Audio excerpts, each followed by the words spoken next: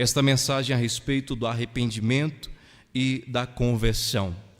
Irmãos, é um assunto muito importante, porque embora vivamos em uma igreja que tem uma palavra inspirada, irmãos, pelo reino dos céus, ainda há muitos dos nossos irmãos que não compreendem a importância do arrependimento e da conversão.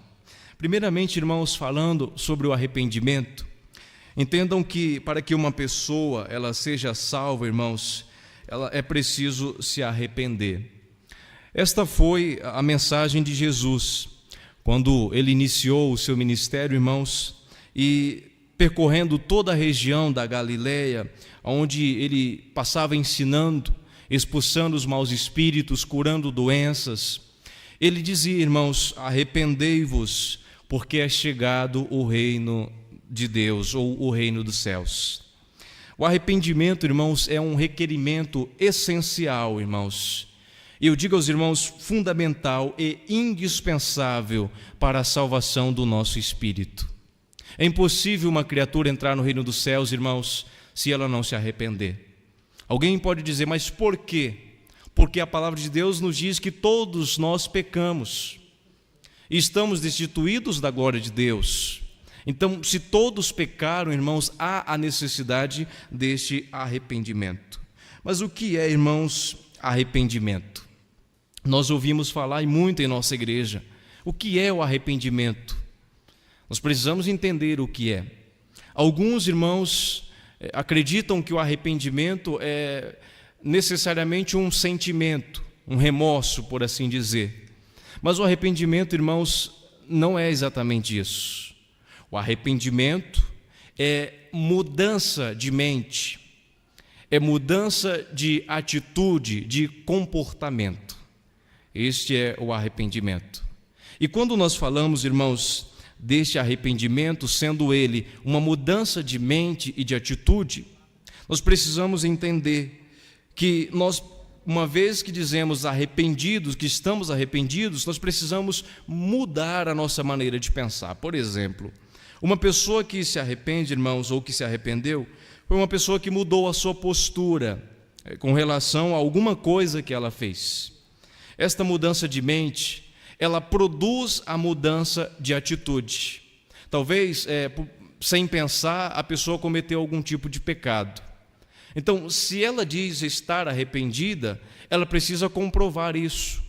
Ela precisa mudar não apenas a sua mente, mas as suas atitudes. Por isso que o profeta São João Batista, quando falou disso, ele disse, produzi, pois, frutos dignos de arrependimento. Nada mais é do que produzam obras que comprove o seu arrependimento.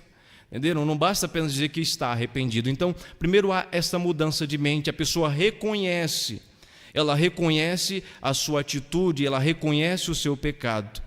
E agora ela muda a sua atitude, ela muda a sua postura, o seu comportamento, de forma que ela não refaz os mesmos erros ou não comete o mesmo pecado que cometeu.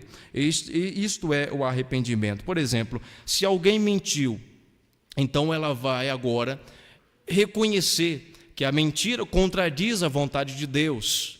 Então ela vai mudar a sua maneira de pensar. Se antes ela pensava que a mentira não tinha nada a ver, agora ela entende. Ela mudou a sua maneira de pensar e agora ela assume o propósito ou o compromisso de não mentir mais. Este é o arrependimento. Então, irmãos, no resumo, o arrependimento é a mudança de mente que leva a uma mudança de atitude. Há algumas pessoas, irmãos, que estão em uma situação que precisam analisar cuidadosamente. Aqueles que dizem, eu não consigo me arrepender. E com isso estão dizendo, não consigo deixar do pecado. Percebam que há uma diferença entre não conseguir se arrepender e não conseguir sentir o arrependimento. Às vezes a pessoa ela não sente o arrependimento, mas ela se arrependeu. Uma vez que houve a mudança de mente, a mudança de atitude, que ela não pratica as mesmas coisas, ela se arrependeu. Mas às vezes ela pode não sentir isso, o que é diferente de não conseguir se arrepender. Não conseguir se arrepender, irmãos, é não conseguir deixar do pecado. E eu lhes digo que há muitas pessoas que estão nessa situação. que não conseguem se arrepender, não conseguem sequer orar, pedir a Deus perdão para os seus pecados. E sempre dizem: eu não consigo me arrepender, eu não consigo me arrepender. Por que isto acontece, irmãos? A palavra de Deus, ditas pelo seu amado Filho Jesus: aquele que pratica o pecado é escravo do pecado. E eu gosto sempre de dizer, irmãos, se não é escravo, se torna escravo do pecado. Eu destaco aos irmãos o que é um escravo.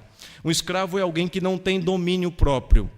Um escravo é alguém que não controla as suas atitudes, que faz coisas contrárias à sua vontade. Se os irmãos pegarem alguns livros de história, estudarem, voltarem um pouquinho na história da época em que havia os escravos, os irmãos irão entender.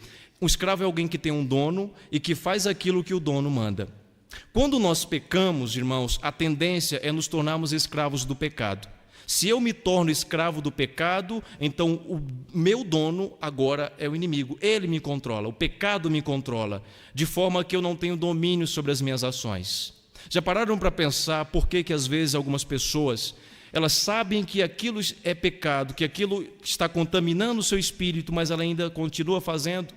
Ela vem à igreja, ela ouve uma mensagem falando de arrependimento e ela diz: eu estou arrependida, eu não vou fazer mais isso. Mas não é arrependimento, é remorso. Vejam a diferença: arrependimento é mudança de mente e de atitude, remorso é uma dor aguda e momentânea, que passa. Entenderam? A pessoa ela se sentia ali com consciência pesada só no momento da reunião, quando ela está ouvindo a mensagem. Quando ela volta para sua casa, dias depois ela volta a fazer a mesma coisa. Ela vê a igreja de novo, ela ouve a mensagem e diz: eu estou arrependida. E ainda assim faz as mesmas coisas. Há pessoas que estão, irmãos, há 30, 40 anos fazendo a mesma coisa. E dizem: eu não consigo me arrepender, ou seja, não consigo deixar do pecado. E eu lhes digo: não consegue mesmo, porque é escrava do pecado. É escrava, e sendo escrava não tem domínio sobre as suas ações. Às vezes a pessoa ela fica triste, às vezes ela até chora, ela fica pensativa, ela vai deitar com a consciência pesada, dizendo: meu Deus, Santa Vó Rosa, por que eu fico fazendo essas coisas? Por que eu ainda aceito esse tipo de imoralidade? Por que eu ainda tenho esses costumes? Eu sei que isto é errado, por que eu não consigo parar? É escravo do pecado. É como se a pessoa dissesse: eu vou parar, e o inimigo dissesse: você não vai, porque você tem um dono, você não tem domínio sobre as suas ações, então você faz aquilo que eu te ordeno. E a pessoa insiste, irmãos, e vai vivendo em pecado. Pastor, como sair dessa situação? Porque é um ciclo infinito. Aqui a pessoa peca, aqui ela diz que está arrependida, amanhã ou depois ela volta a fazer a mesma coisa, então ela vive nesse ciclo. Se arrepende, remorso, não arrependimento. Volta a fazer de novo, vem à igreja, ouve alguma coisa em relação àquilo, diz que está arrependida e volta a fazer a mesma coisa. Há pessoas que estão anos e anos na igreja vivendo assim. Pastor, como sair dessa situação? Como me libertar disso? Você não consegue, eu não consigo.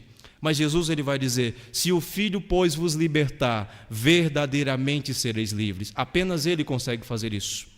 Ele diz: se o Filho vos libertar, em outras palavras, se eu te libertar, você será livre, você será livre. Como que Jesus nos liberta? Irmãos, não é fazendo vista grossa com relação aos nossos erros, não é assim que Ele liberta. Ele diz: olha, eu estou à porta e bato, se você deixar eu entrar, perceberam? É preciso haver uma atitude, eu preciso deixar Ele vir me libertar. E quando Ele entra, Ele é como aquela pessoa que chega em uma casa que está toda desorganizada e ele vai organizando as coisas, vai dizendo: olha, isso aqui está errado, vamos jogar fora, isso aqui não presta, vamos jogar fora. Então ele vai organizando e com isto ele nos concede a liberdade. Mas já pararam para pensar que esta liberdade ele já nos concedeu quando ele pagou os nossos pecados na cruz? Agora nós precisamos reconhecer. Então, irmãos, há uma diferença, entenderam? Entre não conseguir se arrepender e não conseguir sentir o arrependimento. Às vezes nós não sentimos, mas a maneira como nós vivemos comprova que nós nos arrependemos, porque nós não fazemos mais as mesmas coisas, entenderam? Embora, irmãos, o arrependimento também, ele vem acompanhado de alguns sentimentos. Entendam, ele não é um sentimento, mas ele vem acompanhado de sentimentos. A pessoa, quando ela se arrepende, irmãos, ela sente ali algumas coisas, como, por exemplo, tristeza pelo pecado cometido. É um dos sentimentos que acompanham o arrependimento. A pessoa se arrependeu, mas ela se sente triste pelo pecado que ela cometeu. Puxa vida, eu podia não ter feito aquilo. Um outro sentimento, irmãos, é a vergonha pelo pecado que a pessoa cometeu. A pessoa, ela fica ali, ela não sai falando dos seus erros.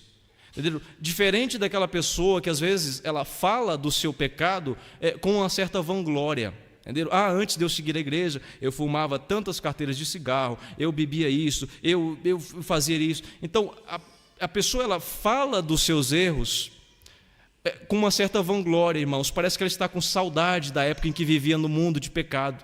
Entenderam? Então, o arrependimento genuíno e verdadeiro é diferente. A pessoa, ela sente vergonha do seu pecado. Ela nem gosta de falar. Ela não gosta de falar do seu pecado. Isto, irmãos, é uma das provas do arrependimento genuíno. Nas Sagradas Escrituras, irmãos, no Salmo 51, há uma evidência extraordinária do que é um arrependimento verdadeiro. O rei Davi, quando ele vai cometer aquele pecado ao deitar-se com aquela mulher casada, Batseba, que era esposa de um dos seus generais, ao deitar-se com ela, no outro dia, ele, quando advertido por Deus através do profeta Natã, ele vai se encher de vergonha, ele vai se arrepender. E percebam, irmãos, o que ele escreveu, demonstrando seu arrependimento. No versículo 1 ele vai dizer: compadece-te de mim, ó Deus, segundo a tua bondade e segundo a tua misericórdia, apaga as minhas transgressões, lava-me completamente das minhas iniquidades. Percebam, irmãos, a expressão de Davi com relação ao seu pecado, demonstrando o seu arrependimento. Ele vai dizer: compadece-te de mim, ó Deus, compadece-te de mim, segundo a tua bondade. E aí ele vai dizer: apaga as minhas transgressões, lava-me completamente das minhas iniquidades. É como se ele estivesse dizendo: eu estou sujo, eu estou imundo, lava-me completamente das minhas iniquidades. Ele vai dizer: purifica-me dos meus pecados. Olha a expressão de Davi: purifica-me dos meus pecados. Isso, irmãos, é a representação de um arrependimento verdadeiro. Ele está envergonhado, ele está se sentindo imundo, sujo devido àquele pecado. Ele está dizendo: olha, purifica-me, lava-me completamente. No versículo 3 ele vai dizer: eu conheço as minhas transgressões. O que nós falamos, o arrependimento, ele consiste em você reconhecer que você está errado, que você errou, que você pecou. Por isso que ele diz aqui no versículo 3: eu conheço as minhas transgressões e o meu pecado está sempre diante de mim. O que eu disse aos irmãos, a pessoa, ela não fica falando, ela se sente envergonhada. Aquilo para ela não é um motivo de alegria, enquanto os outros ficam falando: eu fiz isso e aquilo. Não, o arrependimento verdadeiro não faz a pessoa ficar falando, se gabando daquilo, como se estivesse com saudade do que fez no passado. E aí continua Davi dizendo: pequei contra ti e fiz o que era mal perante os teus olhos. Consiste no reconhecer, irmãos, o que nós fizemos. Enquanto nós continuamos pecando, errando, sem reconhecer que nós estamos pecando contra Deus, ainda que digamos que estamos arrependidos, não é um arrependimento verdadeiro. Esta é a natureza, irmãos, do arrependimento genuíno. E aí ele vai dizer: cria em mim, ó Deus, um coração puro, um coração puro. Em outras palavras, cria em mim um coração verdadeiro, um coração puro, que não tenha esta inclinação para o pecado, que não sinta prazer nas coisas erradas. E aí ele vai dizer: não me tires da tua presença. Olha a expressão de alguém que está arrependido. Diz: olha, cria em mim um coração puro e não me tires da tua presença. Ele reconhece a presença de Deus na sua vida, a importância dela, e ele não quer perder isso. Ele não quer perder. Por isso que ele diz: não me tires da tua presença. E ainda ele vai dizer: e nem retires o teu Santo Espírito. Ele está dizendo: não retire a tua unção, a unção do teu Divino Espírito sobre a minha vida. Esse, irmãos, é um posicionamento de alguém que está arrependido. Não é alguém que diz: eu estou arrependido, amanhã ou depois está fazendo a mesma coisa. Não é arrependimento, é remorso. Por isso que não há o perdão dos pecados, porque a palavra de Deus é: arrependei-vos e convertei-vos para que sejam apagados os vossos pecados. Entenderam? Arrependei-vos. Se não é arrependimento, porque Deus sabe o que é arrependimento e sabe o que não é. Ele sabe quando a pessoa está fingindo só para chamar a atenção da igreja, dos irmãos, da família, do marido, dos filhos. Ele sabe quando é verdadeiro. Quando não é verdadeiro, ele não dá o perdão. Ele não concede perdão. E aí a pessoa ela segue com a consciência pesada, angustiado, com o coração pesado, com o espírito, irmãos, aquebrantado. E não há perdão até o momento que há um arrependimento verdadeiro. Aí, irmãos, a palavra do apóstolo São João, porque ele é fiel e justo. Se nós nos arrependermos, ele nos perdoará. Este, irmãos, é um ponto essencial que nós precisamos entender. Então, resumindo, o arrependimento é uma mudança de mente. Esta mudança de mente gera uma mudança de atitude. Entenderam? Mudança de atitude. A mensagem falou de conversão. Enquanto, irmãos, o arrependimento é mudança de mente, de atitude, conversão é mudança de caminho. A própria palavra diz conversão. Você vai em um determinado momento desse lado, depois você volta para o outro lado. Por exemplo, alguém vive no caminho largo, no caminho do pecado. Quando a pessoa se converte, ela sai do caminho largo e ela vem para o caminho estreito. Entenderam? Ela vem para o caminho estreito. Só que há um detalhe. Esta conversão não implica apenas uma mudança externa. Por exemplo, alguém era do mundão, fazia todo tipo de coisa errada. Ela veio para a igreja e disse, eu me converti. Aí ela muda só a parte externa, ela veste uma roupa social para vir para a igreja, ela anda de calça, se é um homem ele anda de calça, se é a irmã ela coloca as suas vestes na medida. Isso não quer dizer que você é convertido, entendeu? Não é apenas uma mudança externa, é uma mudança externa, mas que principalmente é interna, no coração, no espírito. Você se compraz em fazer a vontade de Deus. Por isso que a mensagem diz, quem se converte passa a amar a Deus sobre todas as coisas e ao seu próximo como a si mesmo. Irmãos, é muito possível eu estar pregando aqui sem ser convertido. Entenderam? Para os irmãos entenderem o quão isto é importante, irmãos. É um detalhe muito importante. A pessoa pode pregar sem ser convertido, ela pode cantar sem ser convertida, ela pode reger sem ser convertida, ela pode fazer o que ela quiser na igreja sem ser convertida. É aquela pessoa que ela não sente, sabe, ela não concorda, ela não sente alegria em fazer a vontade de Deus, ela não ama a Deus sobre todas as coisas, ainda que ela externamente pareça uma pessoa que é apostólica, que é um filho de Deus, que ela se converteu. Mas é a mudança de caminho. E aí, deixe-me perguntar, você se converteu ou você se convenceu? Porque a pessoa pode se convencer que ela é convertida, entendeu? E quando a pessoa se convence que ela é convertida, aí fica mais difícil ainda, porque não há espaço para uma mudança na sua vida. Porque ela diz, não, eu já sou convertida, eu tenho tantos anos, eu nasci na igreja, eu conheci a Santa Avó, eu conheci o Santo Irmão Alto, e nada disso, irmãos, afirma de uma forma real que você é convertido, entendeu? Então, nos questionemos, nós somos convertidos ou nós somos convencidos? Nós nos convertemos ou nós nos convencemos de que nós somos convertidos? Já pararam para pensar, irmãos? Porque a palavra de Deus, eu repito, é arrependei-vos e convertei-vos para que sejam apagados os vossos pecados e então venha os dias de refrigério na presença do Senhor. Uma coisa está ligada à outra. Então, a sequência, podemos dizer, irmãos, de uma forma direta para os irmãos entenderem, da salvação é arrependimento e conversão. Se eu não fizer uma dessas coisas, é impossível ter a salvação. Se eu dizer, pulei o arrependimento já para a conversão, não faz sentido. Eu preciso passar pelo arrependimento, eu preciso passar pela conversão, entenderam? Eu preciso passar por essa. E aí me deixe perguntar mais uma vez.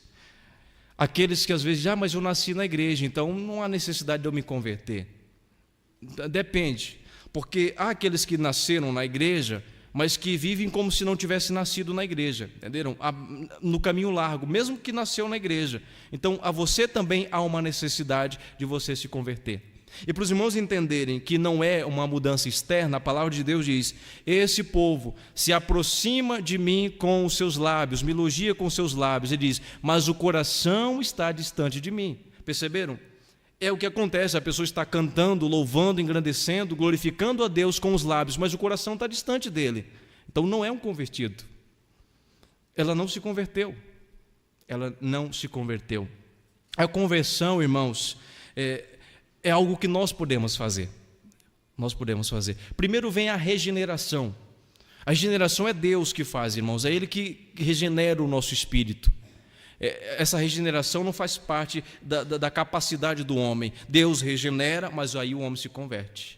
Por isso que a palavra dele vai dizer, inclusive Jesus, irmãos, quando falou a respeito desse assunto, ele disse que aquele que não se converter e não for como uma criança, ele disse, de modo nenhum entrareis no reino dos céus. Então já responde a pergunta, por que eu preciso me converter? Por quê? Ele vai dizer, em verdade eu vos digo, que se não vos converterdes e não vos fizerdes como crianças, de modo algum entrarei no reino dos céus. São Mateus, capítulo 18, versículo 3. A salvação, eu disse, é impossível ser salvo sem arrependimento e sem conversão. E há um chamado, irmãos, urgente do nosso Senhor Jesus para que nós nos convertamos. É um chamado urgente, e quando eu digo urgente, irmãos, é o mesmo chamado que Jesus vai fazer para Zaqueu, aquela pressa que ele vai dizer para Zaqueu, Zaqueu, desce depressa, porque hoje eu vou na tua casa. A urgência. Por isso que a doutrina, quando fala de salvação, irmãos, sempre fala da salvação hoje, não é verdade? Os irmãos já leram alguma passagem das Escrituras que diz assim, amanhã é dia de salvação? Não é. Sempre diz assim, hoje é dia de salvação. Amanhã o que será? Então, o apelo, irmãos, resumo da mensagem. Jesus está te chamando. Há um chamado de Jesus. Assim como ele fez para Pedro e para aqueles outros discípulos. Assim como ele fez para Pedro e os discípulos. Um deles vai dizer assim, Senhor, deixa eu enterrar meu pai primeiro. O outro vai dizer, deixa eu me despedir da minha família. Entenderam? Qual que é a nossa desculpa?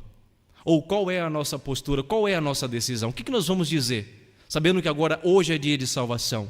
E que o convite de Jesus é, arrependei-vos e convertei-vos. Hoje, o que você vai dizer?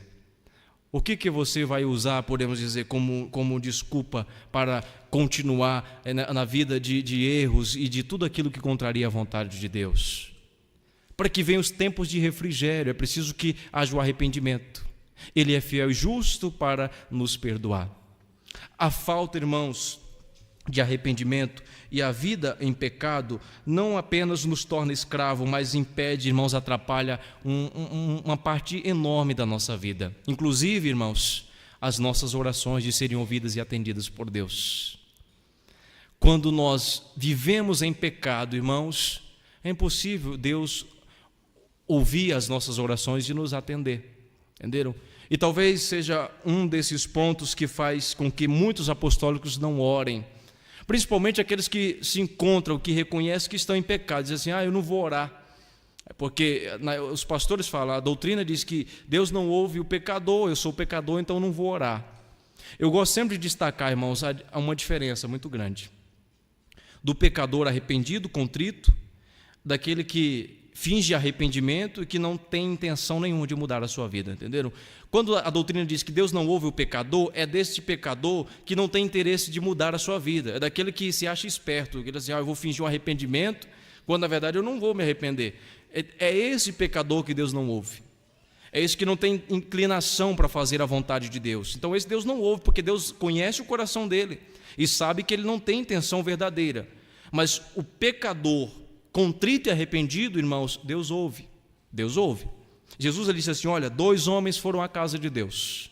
Um era publicano e o outro era fariseu. E os 2 chegaram na casa de Deus. O fariseu, colocando-se em pé, disse, Senhor, graças eu te dou, porque eu não sou como esses homens, roubadores, pecadores. Enfim, ele disse, olha, eu dou o dízimo de tudo quanto eu possuo.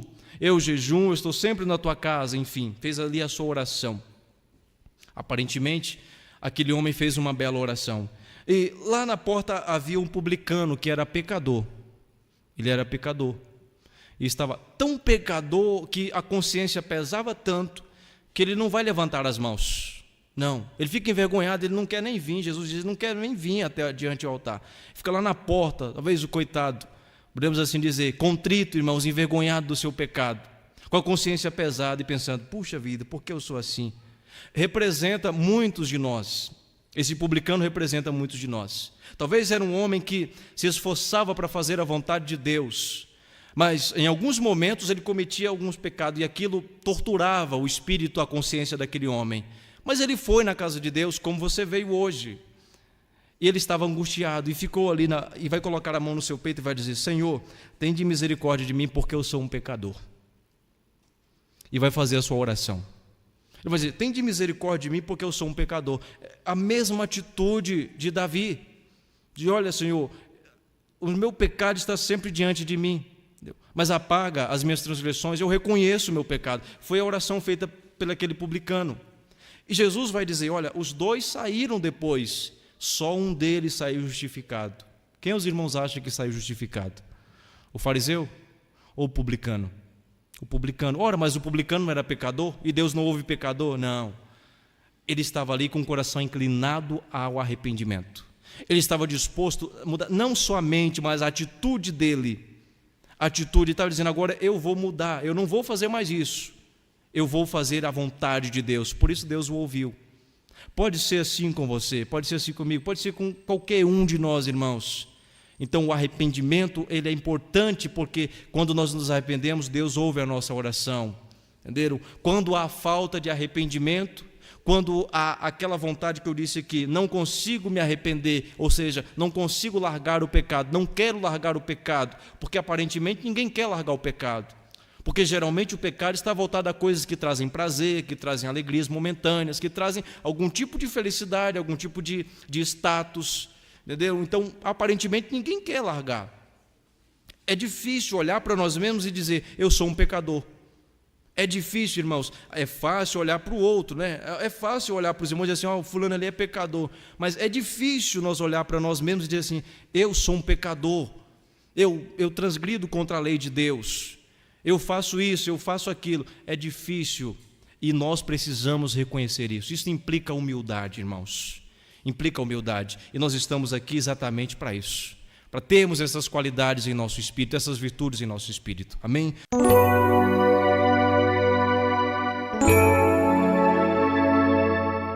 A Igreja Apostólica agradece sua atenção e convida para acessar o nosso site diariamente, a qualquer momento. www.igrejaapostólica.org